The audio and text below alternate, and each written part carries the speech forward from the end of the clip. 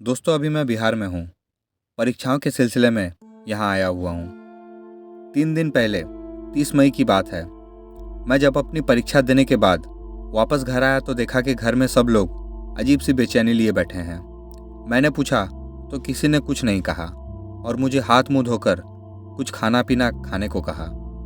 और मैं बिना किसी बात को सोचे अगले दिन परीक्षा के बारे में सोचता हुआ हाथ मुंह धोकर थोड़ा शरबत पानी से खुद को गर्मी की तपिश से शांत किया।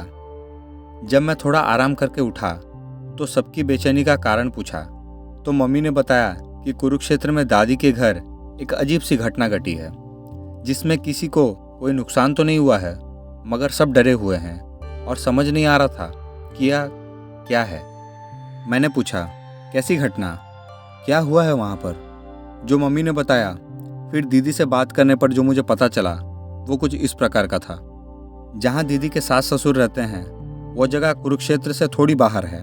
वैसे तो दीदी और जीजा दिल्ली में ही रहते हैं, मगर उनके सास ससुर वहाँ कुरुक्षेत्र में रहते हैं, क्योंकि वे रेलवे में कर्मचारी है और कुरुक्षेत्र से आगे एक छोटे से स्टेशन का सारा कार्यभार संभालते हैं। इसलिए वो वहीं पास में बने रेलवे क्वार्टर में रहते हैं, जो कि आप लोगों ने देखा होगा रेलवे स्टेशन के पास बने होते हैं। ऐसे ही क्वार्टर में 30 मई को मेरे जीजा जी और उनके पिताजी और उनके छोटे भाई सुबह करीब 8 बजे बाहर बैठे थे और घर के अंदर एक कमरे से गुजरने के बाद रसोई में मेरी दीदी और उनकी देवरानी चाय नाश्ता तैयार कर रही थी और उनकी सास वहीं बैठी थी और वो आपस में बातचीत कर रही थी।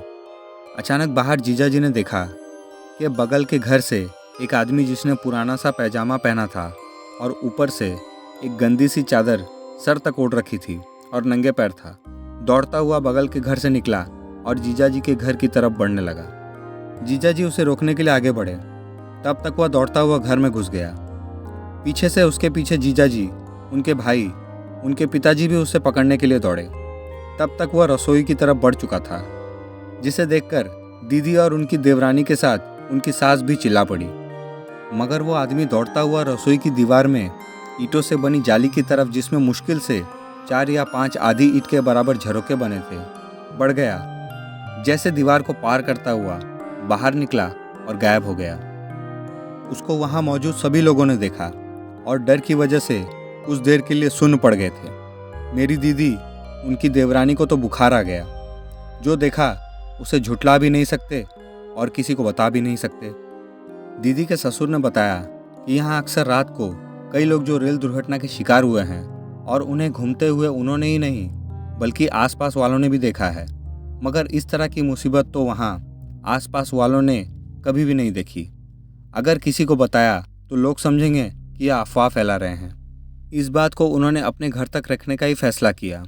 आसपास रहने वाले केवल 3 या 4 घर हैं रेलवे कर्मचारियों के, उन्हें भी कुछ नहीं बताया, मगर किसी अच्छे और काबिल आलिम की तलाश कर रहे हैं ताकि अपने घर की सुरक्षा और इस घटना का मूल कारण पता लग सके। जीजा जी के पिताजी ने दीदी, जीजा और उनके छोटे भाई को दिल्ली भेज दिया और जब तक समस्या हल ना हो जाए वहाँ ना आने की सलाह दी।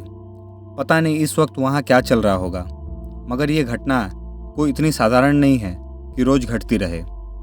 दोस्तों, अगर यह कहानी पसंद आए तो चैनल को लाइक, शेयर, सब्सक्राइब जरूर करें।